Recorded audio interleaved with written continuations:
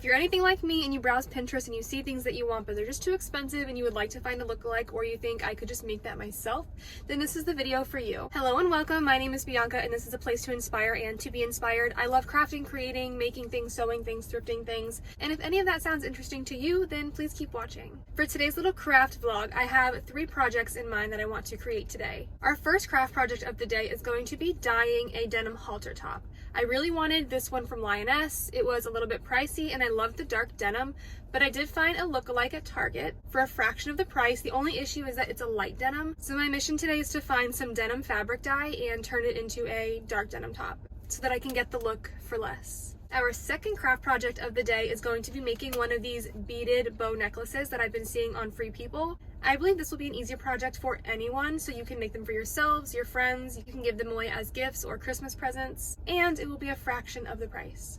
And our third and last craft project of the day is going to be taking this lamp that I thrifted a few months back. I did post a video on it. You may or may not remember. It was a cute little antique lamp, and it's just not my style anymore, so I wanted to cover it in mosaic tiles and then have a cute little mosaic lamp that I can put on my bedside table. And luckily for that project, I still have my glass cutters, and my grout. So I don't actually need any supplies for that project, but we do need to go to the craft store still. I need to get fabric dye, beads, clasps, and some string. So let's go get our supplies. My first stop of the day was Hobby Lobby, and I found these fabric dyes in the fabric section. This one says dark denim blue, so it seems like a perfect match. And then for my beads, I just found this in the beaded section at Hobby Lobby as well.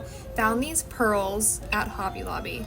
I liked how they were abnormal. They weren't all perfect circles, but they were $15, and I think I can find them cheaper somewhere else.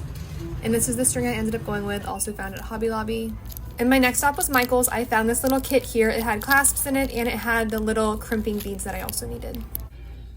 At the third craft store I went to, which was Joann's, I did find some more of these little pearls. The original price was $6 something, but when I got to the register, it actually ended up being less than $3. So this is what the Target denim halter top looks like before dyeing it. We have a pot of water. It's on like medium heat right now. We don't need it boiling, but it does need to be hot. And this is the dye that I got from Hobby Lobby.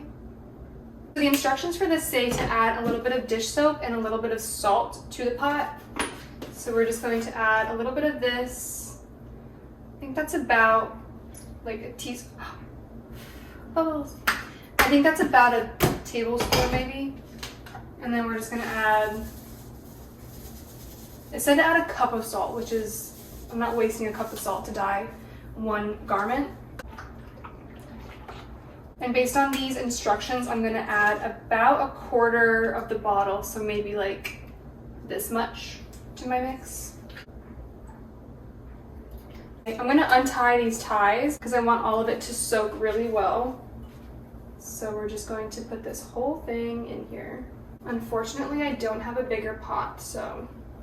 And the instructions say to continuously stir this for 30 minutes. From my experience when I previously dyed things, if you have any parts like this that are sticking up or parts of your fabric that want to float, you have to continue to stir it around and push it down to make sure that it's under the water and submerged, because if you don't, your fabric is going to be very spotty and it's not going to look good. So I'm literally going to sit here for 30 minutes, put on a podcast, and just continue to stir this around and make sure that all the parts are kept under the water. And once this has sat for 30 minutes, I will come back and I'll show you the next steps.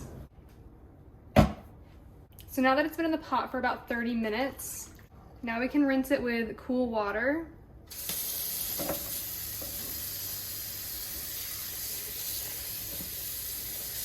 The instructions say to rinse it with cool water until the water runs clear, and then you can wash it in the washing machine with warm water. And it also recommends adding in a towel to the wash.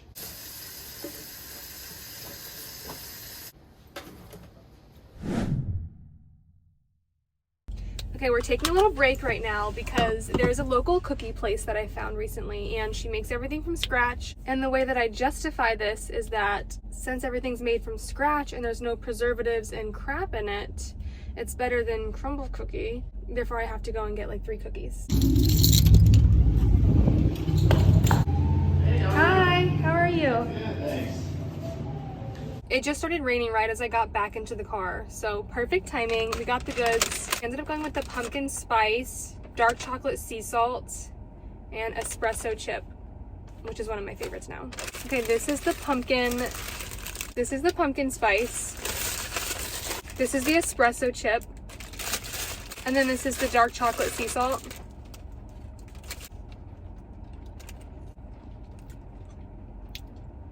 The pumpkin one's very good. Wow. All right, back to our crafts. So this is all the material that I purchased for the project. These little jewelry pliers I already had, and this here only cost me, I think, just under $15. So this kit here comes with 8 clasps, so I can make multiple colors for myself if I wanted to, and then give some away for gifts or Christmas presents. All of this material here costs half the price of one necklace, and with this I can make 8 or more necklaces. I think it's a win.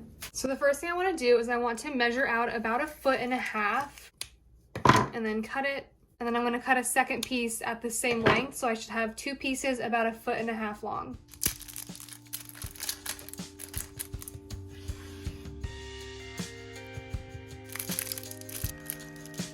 We're going to take our first piece of string and we're going to bead one of these little crimping beads, and then we're going to add our clasp, and then we're going to loop the end of that string back through the crimping bead, and then we're going to use our jewelry pliers to press on that crimping bead and to tighten it, and that will secure it in place.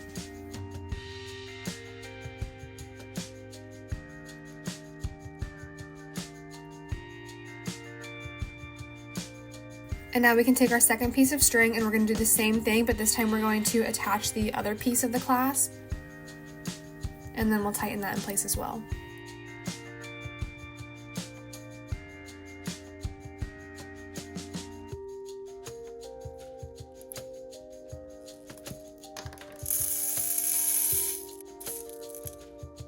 And now we can start adding our beads to each separate piece of string until we get to the length that we want. And I feel like this part is pretty self-explanatory, but we do want to hide that little tail from when we did our crimped bead. So we're just going to make sure that our beads cover that little tail. Also keep in mind that we're working with 2 separate halves right now. So when we're talking about getting the length that we want, where these 2 halves are going to meet should be the center of your neck. And now we're going to connect our 2 halves together using one of our little pearl beads. So we're going to put one end through one direction and then the other end of the string through the other direction. It should look something like this.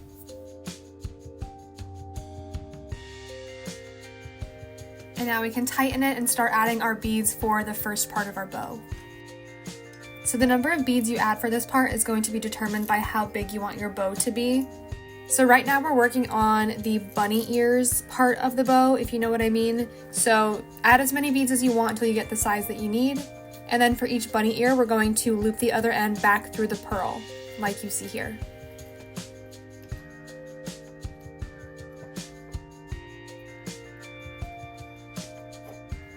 I'm guessing by now you understand where we're going with this. So now we're just going to continue adding more beads until we have the length that we want to finish off our bow. And then we're going to finish each little string off with a pearl. And then we can add a crimping bead to the end of each one of those, and then tighten off those crimping beads and cut off the extra string.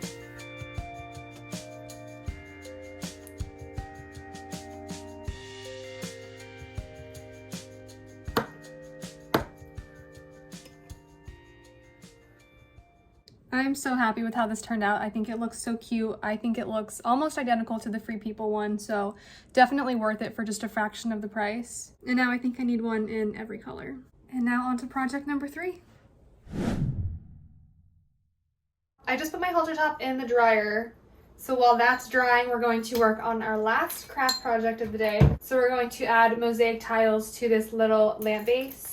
And for glass, I have this orangey color and then this iridescent white from a different project. These pieces are already broken up. Since this is rounded, I think what I'm going to have to do is cut these into even smaller pieces. I can't really decide, but I don't think I want to do a pattern. I think I'm just going to randomly place the orange and white tiles all over the whole lamp. And I got these tiles from Hobby Lobby in the glass, where you find the stained glass hobby stuff. So I'm just going to cut this. So all I'm going to do for this project is just try to cut these tiles into really teeny tiny pieces. My For You page on TikTok is full of people making stained glass art. And ever since I started watching those videos, I got super inspired and wanted to hyperfixate on glass projects. And I've only done a few so far, but I've gotten really comfortable with cutting the glass. You would think that maybe you would cut your fingers doing this, but for some reason I think maybe it's the materials or the type of glass for this project. But no, my fingers don't get cut. So I'm just going to be using wood glue because it worked really well in my last project. And I just use a really thin coat. And I'll do one small area at a time. And then deciding like how big of pieces I want to use. I feel like no bigger than that would be good. And then cutting any of these little pieces as I need to fit. Something that I've seen other creators do when they're working with glass, like for stained glass projects, they use glass sanders to sand down the edges so that they're not as sharp. A lot of the materials for these glass hobbies, they get kind of pricey, like the sanding machine, and there are also a lot of cutting tools that help you cut your glass into more precise shapes. But I didn't want to invest a lot of money into glass hobbies because I wasn't sure if it was something I would continue doing or not. So the materials that I have are definitely great for a beginner or if you're just kind of experimenting with glass projects. So I will be linking below a list of affordable supplies and also a separate list of more high-end supplies. The glue, it's definitely, do you mind? You can't be up here right now. Everything slides, stop. They keep sliding down because the glue doesn't dry fast enough. Don't you dare. Okay. I feel like I could probably also get away with using hot glue because that would dry a lot faster. But I really liked having the wood glue as my base for the last mosaic project that I did. I just didn't really acknowledge the fact that this is a rounded surface and that my other project was on a flat surface, so I didn't have to worry about everything sliding around until it was dry. It does dry fast, but not fast enough, so I have to kind of hold each section. I think this is going to turn out really cute. And this is how we're looking after having a portion completed and glued. I have to work in small sections, but this is it after having half of it completed. And then this is what we're looking like when I completed the whole thing. So we covered our lamp with the tiles and the glue is finally dry. So now I'm just gonna go in with some, and so this is just regular tile grout. And I'm just gonna scoop some of this. And I'm just going to start scraping it in between the tiles. I probably should have a smaller one of these, but I don't have a smaller one, so we're just gonna make do with what we have. Definitely doesn't feel like fall yet here in Florida when it's 100 degrees outside.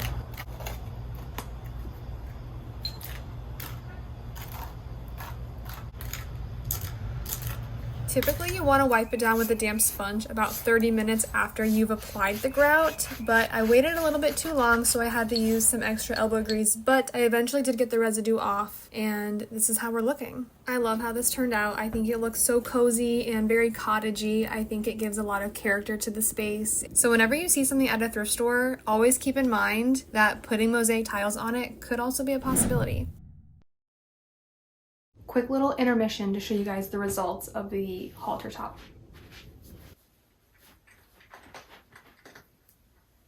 For what it's worth, I think it turned out fine. The only thing is that the stitching here, the stitching remained white and only the fabric was dyed. So I don't know what materials the stitching was made of, but it did not hold the dye. And also, in my opinion, it doesn't look like a dark denim. It just looks like a navy blue top.